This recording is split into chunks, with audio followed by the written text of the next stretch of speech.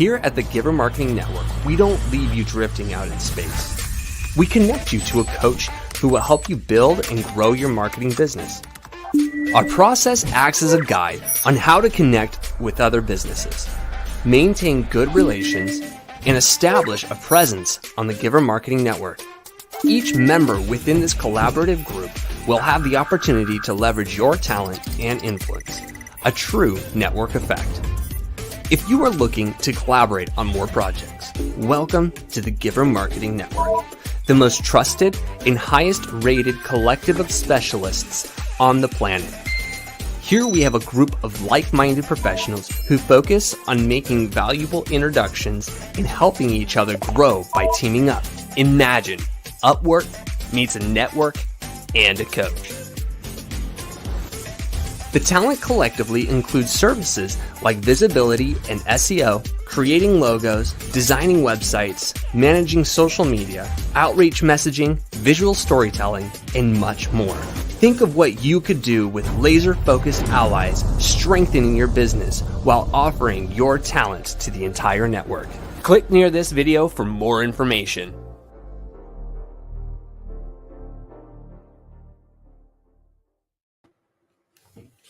Hey, welcome everybody, here with my good friend Joel Snyder, and we are about to rock your world. Have you ever had a situation where you are looking for more referrals, more partners to be out there selling for you and spreading the word for you? Well, Joel Snyder is going to be talking about how to set that up, how to frame that in a way that makes it beneficial for both the client and yourself, and also the partner that you're involved with in business. So here we are. Get ready, take some notes, and we're going to jump in to a conversation with Joel Snyder. But hey, Joel, before we start, tell us about Coax Consulting, and also tell us about the origin story of how you even got to do what you're doing. We want to know a little bit of your background. Great, Tim. Well, listen, it's such a privilege to always speak through the Giver Marketing Network and to be a part of the network. And my origin story starts with a young kid in advertising, just, slinging advertising ads for the weekly newspaper down in San Diego, and just enjoying the process of getting out and meeting people and talking with businesses and finding ways to help them achieve their goals, whether short-term or long-term, through ads. And then over the course of the years, developing into a national incentive program consultant, being able to work with large corporations and talking to them about human behavior and how it affects the bottom line, and how just rewarding positive behavior gets people to repeat those actions. And that's really what has led me here today, is to be able to take those ideas and thoughts and all of that knowledge and bring it down to the regional, mid-size, and we have some national clients as well, and be able to say, listen, let's look at what really works, what moves the needle, and create a customized strategy to do that. And so today I wanted to really just kind of lay out what the giants are doing and how we can bring it down to our levels, whether we're small, mid-size, or national companies just working with a distribution channel. Love it. And I know that you and I have had the privilege of working with some international companies as well. And the principles that we're going to be discussing today, in fact, I'll bring up some of the visuals on screen for you as we rock and roll, are going to be applicable no matter what size of business or organization you're leading or you're a part of leading. So I will also mention that this concept, I believe, is supernatural. Like, it has a relational component that allows for extraordinary results. So thank you for sharing some of these tips here. Let's dive in. What do you got for us today, Joel? Yeah. So the best part about a strategic partnership is when we go out to sell on a direct level, it's a one-to-one conversation. You're sitting in front of a client and you're asking them to connect with you in a way that generates business. Well, in a strategic partnership, we're talking about a one-to-many relationship, because we're really talking to this person as a way to exponentially create reach through their relationships as well. And just to give you a little bit of background on what's going on with our slides here. Yeah, a little bit of background. So as I mentioned, I came out of the incentive campaign area and have been privileged to create 3 different marketing brands. And these are some kind of parameters. So JS Publishing was a periodicals and e-commerce company. So largely developing direct relationships with companies and their communities. And then Attack Marketing Strategies. This was a brand where a group of marketing partners and I actually put together the war room concept and talk about capturing market share. You may remember the early days of guerrilla marketing. Well, some of those tactics still apply today in a kind of gentler way, which was the creation of Coax Consulting, which is now my consultancy, talking about the art of gentle persuasion. So it really leads into what we're talking about today in terms of strategic partnerships. But when we're understanding what a strategic partnership is and how to create a referral machine, it feels obvious, right? It feels obvious. I need a power partner. I need to collaborate with someone. It feels obvious. But what's not obvious is the value proposition. So when you have relationships between 2 businesses to bring mutual benefit, then you actually have to have some value that you bring to that relationship that your strategic partner can use to help them meet their goals. So it could be a manufacturer to dealer. It could be licensed affiliates, right? It could be a white label situation where they're contracting with you for your services under their brand. I was just thinking recently, Joel, that some of the best friendships, associations, connections, relationships, partnerships of all kinds have this, hey, we have some overlap, but what we bring to the table is our superpowers that are slightly different. And so that collaboration or co-laboring or that partnership of some kind, it creates something that many are not familiar with or unsure of how to get started. So I'm glad you're talking about this. Yeah, and I think a lot of that applies to collaboration within the same vertical, meaning that you're working in a marketing area, I'm working in a marketing area. We have different areas of emphasis, and we come together to create a powerful relationship for marketing. And what I'm talking about here today is where you have a skill set that is not marketing related, but as a marketer, I need to be successful. Got it. So when you start wrapping your head around that, you start thinking, okay, what are the other opportunities out there for what it is I do? And a lot of times we call that a bowling alley effect, where you start with your direct sale connections, and then you look at how it can apply to other areas. So when we're talking about what would the benefit of someone, what benefits would someone want if you're a strategic partner? So what value do you bring into the partnership, right? Can you provide client introductions? Can you provide services that other people need to build their brand, as I mentioned a moment ago, right? And then maybe it's a joint presentation or proposal as a knowledge expert. I have a marketing partner that does market research. So when we go into a campaign for a large client, I go, listen, I don't do this. This guy does this. He's going to talk to you about how we can take 20 objectives, test it to the market, see what resonates, and find an emotional connection with your audience. Once we know that, now your advertising spend, which is what I do, is going to be more efficient. Your conversions are going to be higher. Your costs are going to be lower, right? So that kind of gives you a frame of reference there as to where this is going. So here's another set of examples where 2 people have different skill sets, not in the same industry, but get together to make their businesses better. So take a bank who's an SBA lender. There are people who are just unbankable.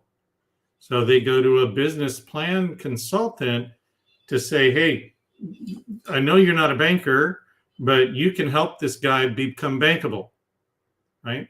So those relationships now fuel each other, because when he's done with his thing, the SBA lender gets more business, right? And one is interdependent.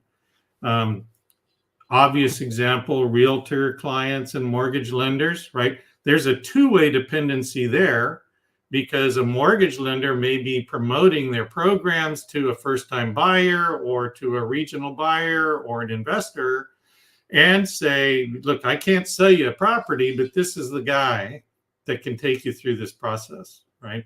And vice versa. The clients, the realtors out there showing people their stuff, but they need to get pre-qualified in some way. So they go to that lender that is the most efficient in pre-qualifying that kind of client. And then you can see some other examples of a direct relationship, fractional executives versus services and resources. And then there's another one which is more integral, and I'll show you some larger examples of this, which is an automotive dealer and a service department. You have new car sales, used car sales, but the service department is where the dealership makes most of their money. But the service department drives customers into the sales department, right? You got an old car, can't be fixed, it's going to be expensive, trade it in, get a better car, use it as a down payment, right? So those business units are totally interdependent and make a great strategic partnership. Good examples. So a couple of things around referral strategies, direct versus indirect, right? So a direct relationship, right? You're providing unique content that helps your partner attract more opportunities. So an SEO person in our vertical says, hey, Joel, I want to talk about a digital ad strategy.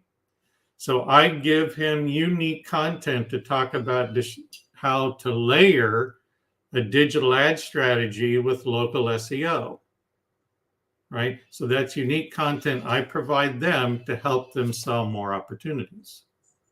Right. So you're teeing it up for them. You're providing the actual content, so it doesn't take a lot of time to kind of build out. All they have to do is it's plug and play. They just have to click and play. Exactly. And and this can be on a lot of different levels. I mean, I create social media content for some of our strategic partners, talking about how we support their brand, but under their brand. Yep. Right. Got it. So they don't have to think about it, create it, and so on. They just share it. Right? Okay. So, as a question here, what relationships do you have that you can share with your partners? That's an indirect relationship, right? What skills or resources do you have that can be shared with a partner? That could be a direct relationship or an indirect relationship. So those are some little exercises that are fun. And if you're listening today, you want to put something in the chat, you got a question about this, I know it's a little bit heady, but I'd be happy to talk to you about it. Real world giants collaborating. I want to show this because a lot of people think, oh, as a small business, yeah, this is something that I can really do and I need this to grow. Well, what if you're a multi-billion-dollar organization with an international presence? Can you still benefit from some type of strategic partnership? And, if you can kind of scan through this, Nike Plus, that was an amazing integration. And not only did it give them reach through Apple's devices, but it allowed Apple to be strong in the fitness industry, right? So now they both have huge platforms to build on. You look at Starbucks and Spotify. This was another great, music ecosystem for Spotify. They could curate and create playlists, enhance the store's experience. So, Starbucks knows the value of a good experience within the store. Today we have an acronym for the digital marketing world called TOP, or time on platform.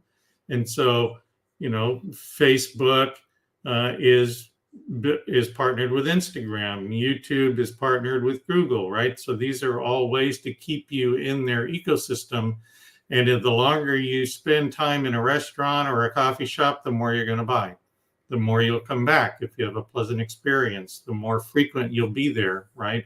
We knew in our e-commerce and market share creation that a fourth visit from a customer made them a loyal customer. Visits 1 through 3 were largely trial and evaluation and experience with your product in your environment, but the fourth one was the familiarity, and that's what kept them coming back. So we knew that if we continued to entice people to come back through those 4 visits, we'd have a loyal customer. So you're saying no matter how, like, even if we're not a huge company, we can do this kind of stuff. Heck yeah.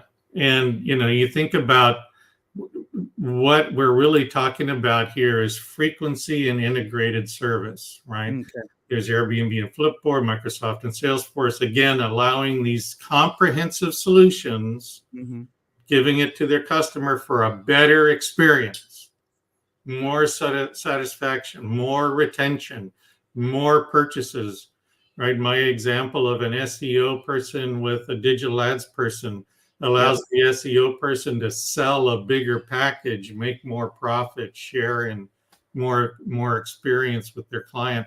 Their client is more satisfied from that experience and keeps coming back to them for other resources. Got it.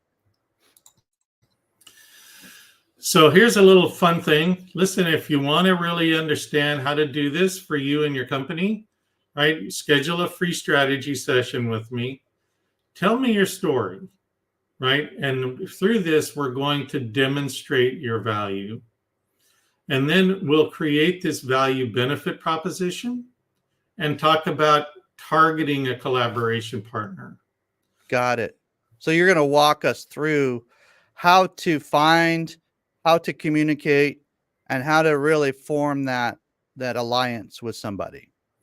Yeah, exactly. And we had a great conversation earlier this week with someone who was going into one of our desired verticals. And I said, listen, how can I support you? Right? Well, we like this service that you provide. Well, that's great. But how about I get you more customers, more opportunities to go to the table? You would do that for me? Yes. How much would that cost? Free. I'll do that for you at no charge as long as I'm the guy. Right?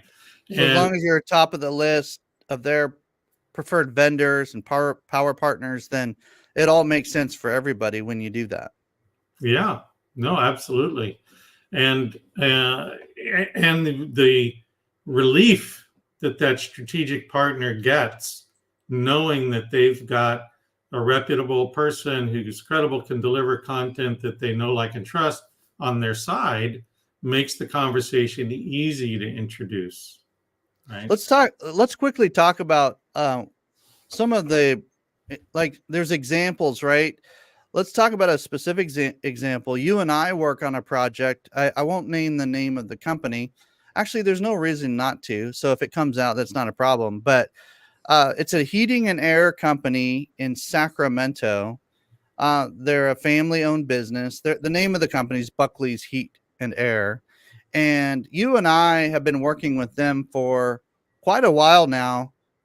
Even though we're in the same industry, I actually view that as a positive, because you and I can come to the table and give two minds in our, monthly or weekly sessions, whatever the case may be for your business. But in this case, we meet with them.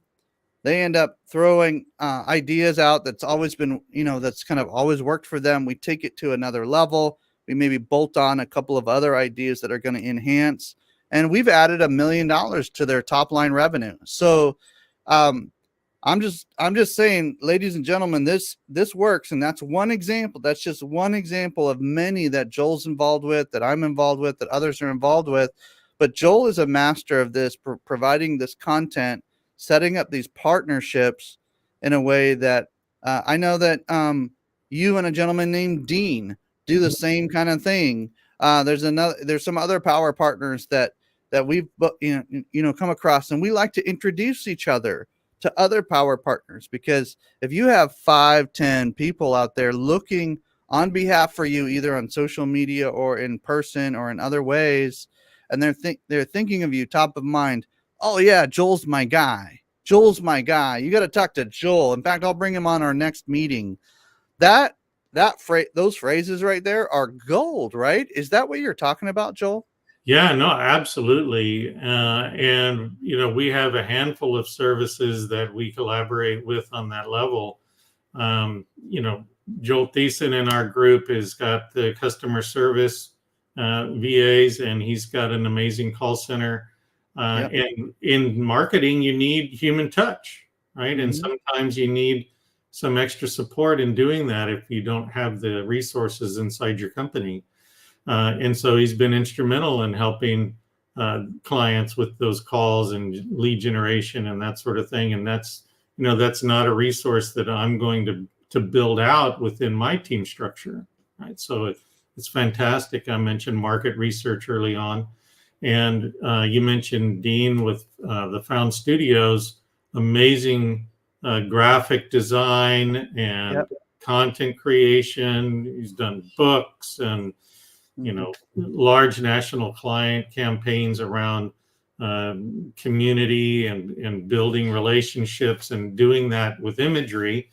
Yep.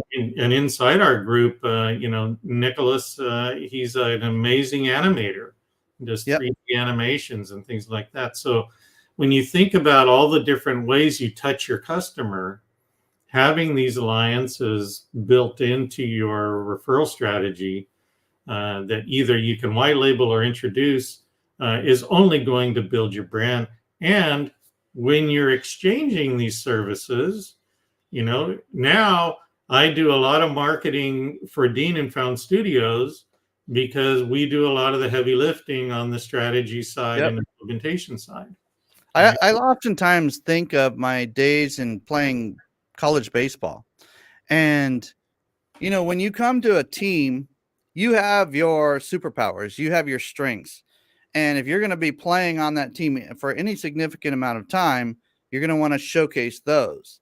Now, in an emergency, you can always shift over to another position on the field, especially at that level.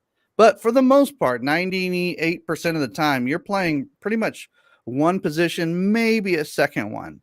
And that's just a sports analogy that you can use basketball, you can use hockey, you can use whatever sport that you prefer. It only goes so far, but the idea of having a position that you have strength at, but then having partners that you team up with and basically go in and play the games together is super interesting. And it requires a growth mindset. It requires a lowering of the insecurity factor or the fear factor.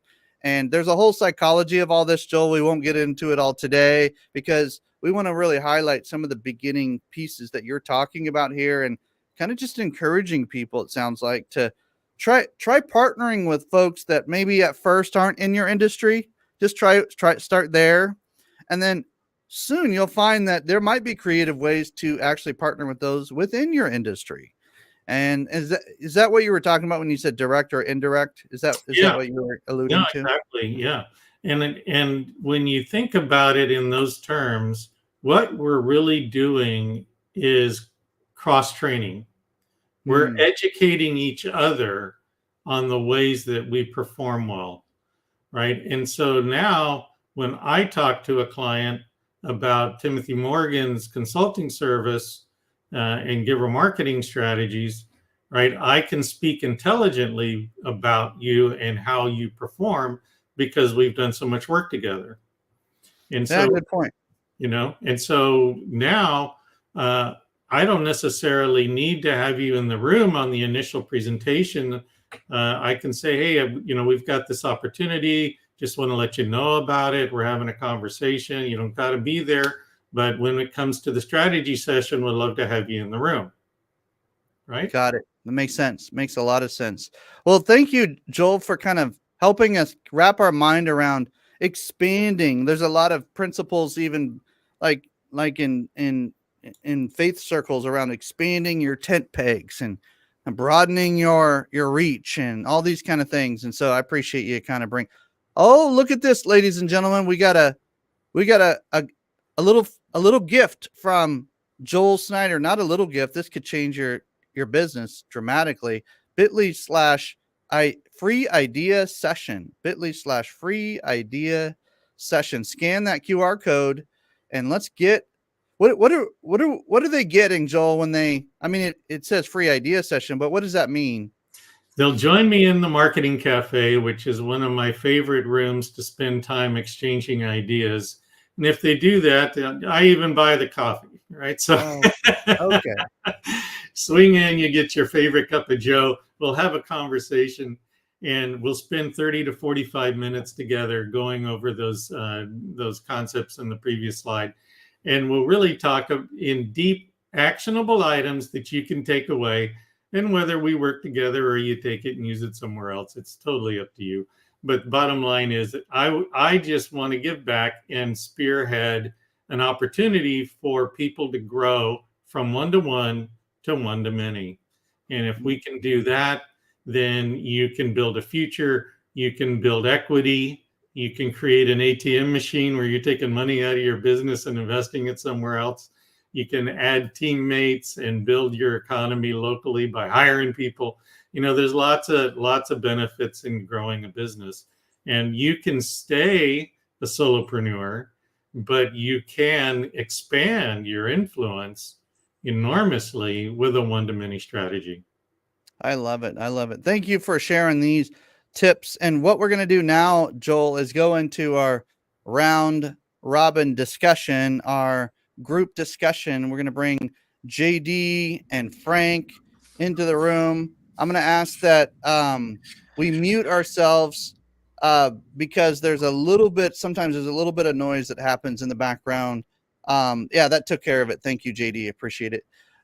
With just being able to ask questions. I know, Frank, you had one comment, and I was curious of how you can you explain your comment? You said something about broadcasting and maybe. Well, if we had a session like this where Joel actually had a session with somebody where he went through this process with them, it would be phenomenally interesting, phenomenally educational. Oh, I like this. I like this. Such a good idea, Frank. Right off the gate. I like it. So, Joel, let's be thinking about that. You have a chance to come on the broadcast periodically, and let's think about maybe somebody that we can bring on that maybe you've worked with a little bit, but explain how that's happened. Maybe take that to another level live with us. That would be super interesting. I love that. I mean, if I would volunteer to have Joel do that with me online to talk about how I could package myself to work with collaboration partners to improve both of our businesses. That would be something I'm working at already, but Joel's insight would be very valuable, and I think it would be very educational for anybody who watched. He's the real deal. Love it. So Frank, as you come up with maybe a question or two, JD, did you have any questions for Joel? I wanted to just because we're talking about strategic partnerships here. What is it that you look for? Because we've talked about business and where they sit alongside, but is there anything you look for personally that says, I don't really work with people who are like this, or I do look for partnerships with people who are like this? Yeah, I think that's an important aspect. Personality is huge, right? You have to be able to get along with that person in a business conversation. In my early days of training sales reps, I would take them out in the field with me to go see customers. And these were customers that I generated the opportunity. So I started with the relationship. But as I brought this trainee along with me, one of my very first instructions to that trainee was, don't talk. I don't care if they ask you a question, yes, no. How many kids you have? 2, right? That's it. Don't talk, right? And then once the presentation is over and the sale is concluded, you can talk all you want, right? Then you can start building up your personal relationships. But Right now, this is a one-to-one relationship with me and my client. And so I look for my strategic partners to be someone that I can bring into the conversation that I'm comfortable with talking in that sales presentation, right? Because there is very specific knowledge that they have that's going to be important in making that deal if we're going to get the whole package. So just to be clear, what I'm hearing, Joel, is if somebody is not familiar or trained or fully capable of partnering up just yet, but you still want them in the room, you could even ask them like, "Hey, just listen in on this one and let's see what you think."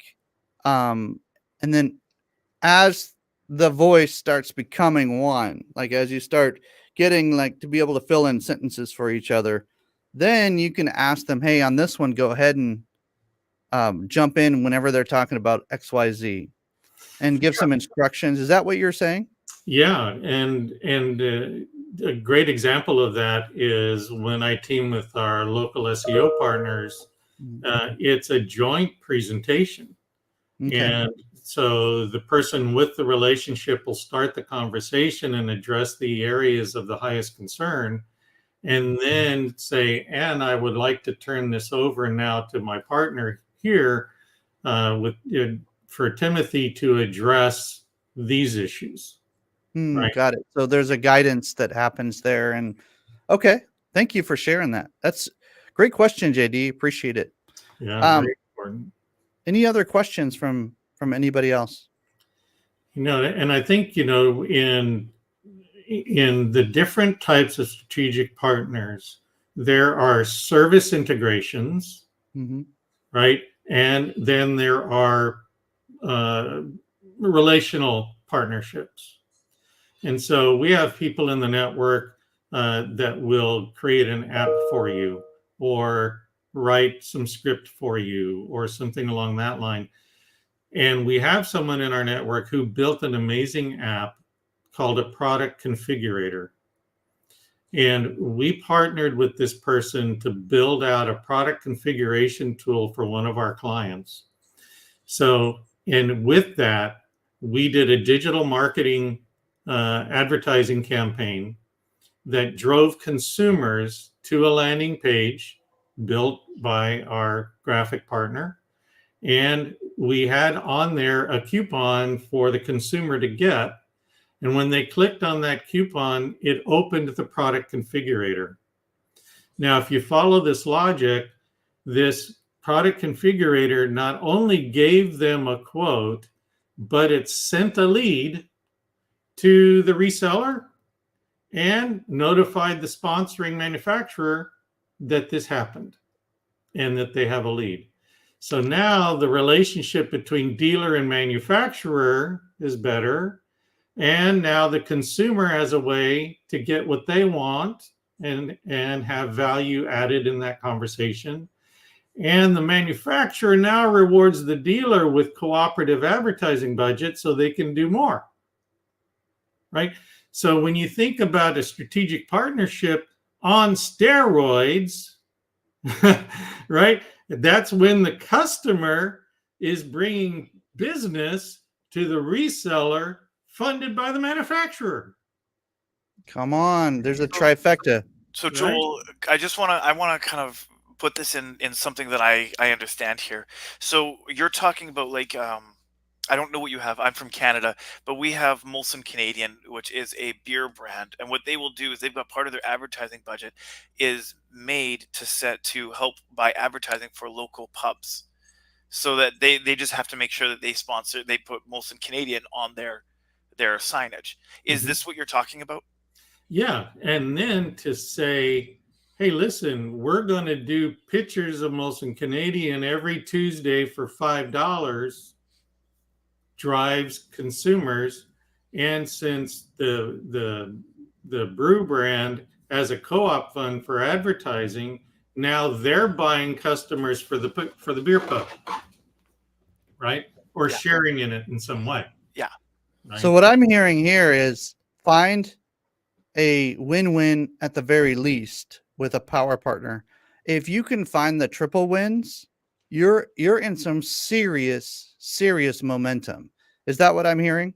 Yeah, right, because now we're talking B to B, B to C, right? So you've got B to B to B C, right? B to C. So if we can get the tail to wag the dog, as it were, meaning that customers come to them for the service you provide, and they are the conduit for that service, everybody wins.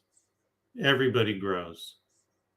It just makes sense for on every level from everybody involved. There's no high heavy-handed sales. There's no difficulty understanding what's going on. It's just very clear. I need this, so I'm going to go do this, or I enjoy this, so I'm going to go participate in this, and then it just naturally flows into the next. Just think about frequency and repeat purchases. I mean, how many times am I going to have that product configurator tool put on a landing page? Every time I can, right? And who's going to get that business? The originator of the tool, right? So every time I can get an e-commerce client, I'm going to add that tool because it's a lead generation tool that drives business through that channel. So what you're saying, if you can produce something that's of such value that somebody else is promoting it, then you have something special. Is that what I'm hearing? Completely. Even something as simple as a calculator on your website, right? If you have someone who generates a calculator that you can put on your website to generate more business for you, they're going to get more calculator business, right? I mean, you think about a mortgage calculator or a finance calculator, or amortization table, right? Those could be custom pieces sponsored by the lender, put on your website. And because we know it's one of the highest engagement tools on a website for consumers, now you've got a lead generation tool. And who's going to get the business when it comes to lending, right? The person providing you the tool. So you can see how this all kind of snowballs. And that's why I say we have to think of it in a couple different ways, direct and indirect, but also service versus relational, right?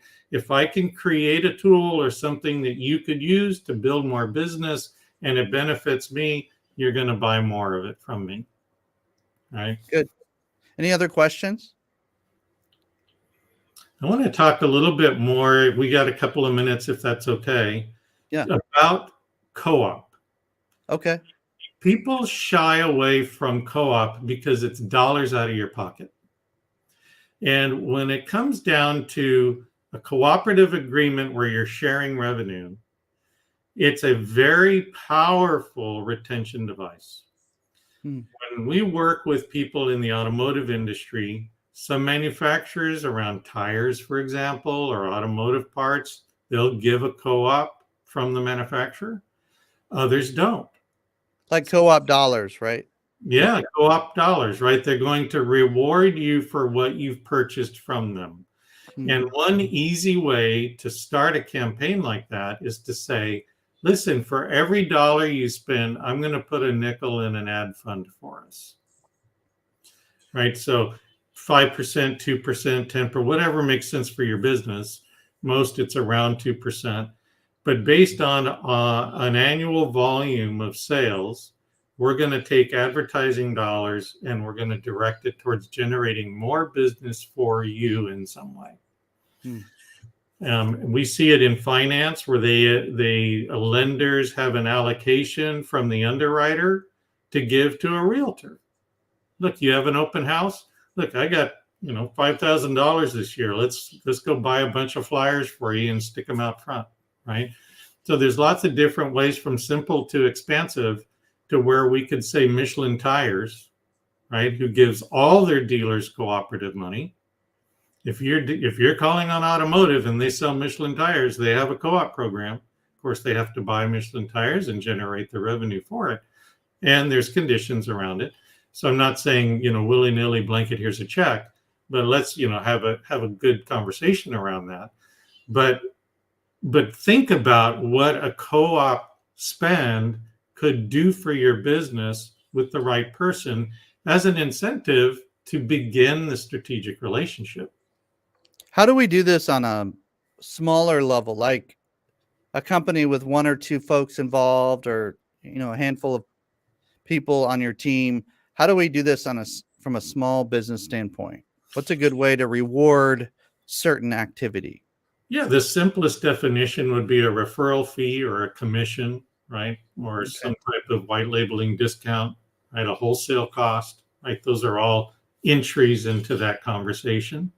Okay, I'm thinking of also loyalty rewards of some kind that goes beyond just the customer, but it also goes to your partners as well. Like if they work with you on a consistent basis, maybe they get some extra goodies or extra value or extra something beyond just the idea of sharing revenue. There's an actual incentive built into it. Yeah, and that's why I mentioned early on the idea of what can I do to market more opportunities for my strategic partner. And co-op funds are one way. The other is doing the work for them. Got it. A little bit of sweat equity in there, like just hitting it, just greasing the wheels, getting it going. Okay, I got you. Yeah, I mean, maybe I purchase a LinkedIn advertising campaign featuring their service, right? There's lots of different ways that can happen based on what sort of budget capacity you have to do that. Yep. Joel, I have a question about, I'm not sure how to phrase it, a round robin relationship where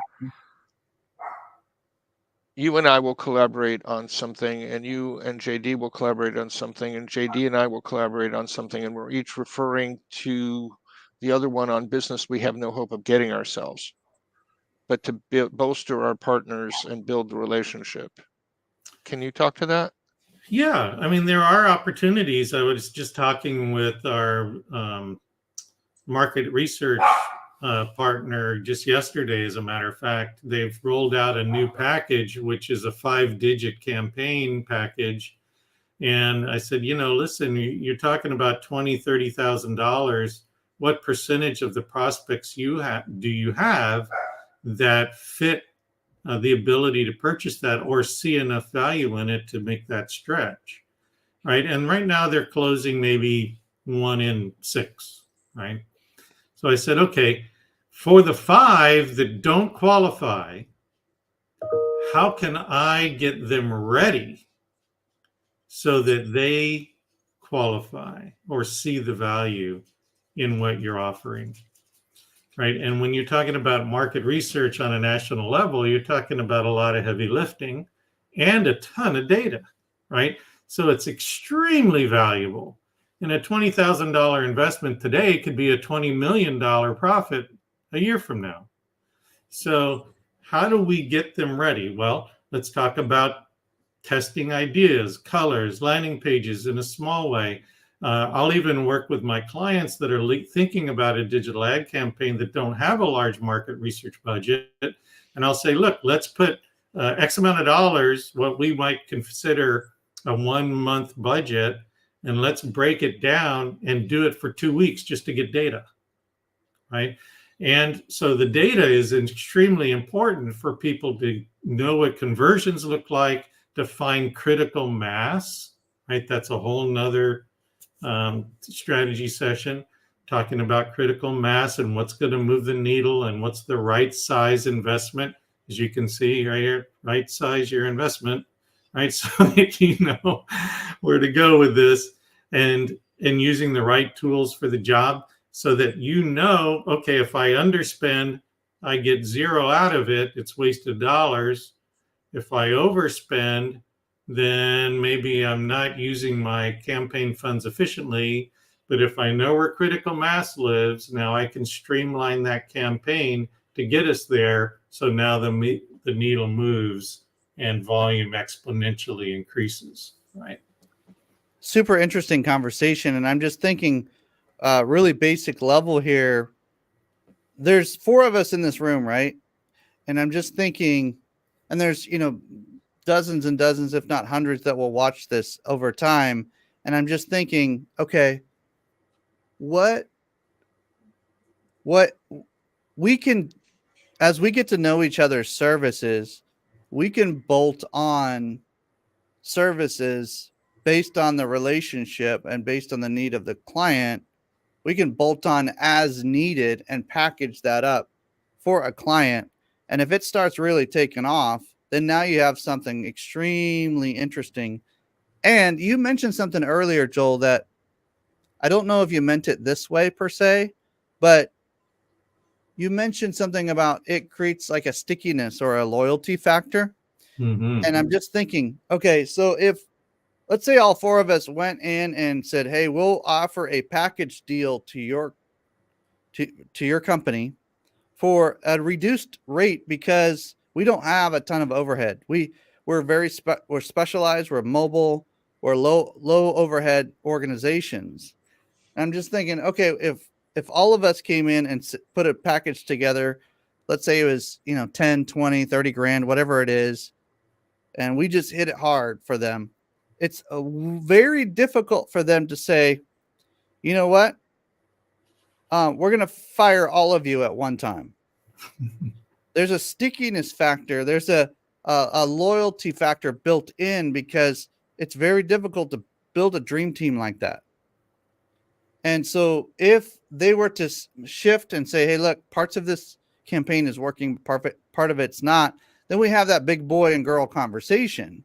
But we're not just going to sit there and fire everybody all at one time, because there's a good chance that at least half of that campaign is really rocking it. We just need to adjust the other half. And if somebody needs to step back, that's fine. But then the other three still get the chance to continue working. And so there's like this loyalty / bargaining power / results driven kind of mechanism that starts moving. Like, we still want to see results. That's our number one goal for the client. But we also don't want to get somebody kind of just grabbing some of our concepts for a month or two and then telling us to take a hike. Like, we actually have like this bargaining power based on the dream team that we put together. It's super interesting concept that you got my little brain going toward, Joel, and I really appreciate it today. Thank you. And, I think the Prepared Group member of the marketing network, Ken Cook, and his partner, they talk about being a services resource to your client, Yep, not a product salesperson, right? And in the service industry, we tend to commoditize our services. You want to have a campaign done here. It's X amount of dollars, and you got to keep it for 2 or 3 months. And then when the campaign is over, are you done? Right. But when you bring a service that is helping people grow and providing value and generating bottom line profits from positive behavior, and you're able to incentivize and direct both consumer behavior as well as internal behaviors to benefit the bottom lines, right? That's a difficult thing to disintermediate. You want to hire someone and bring it in-house, that's a 6-figure salary plus, depending on the industry.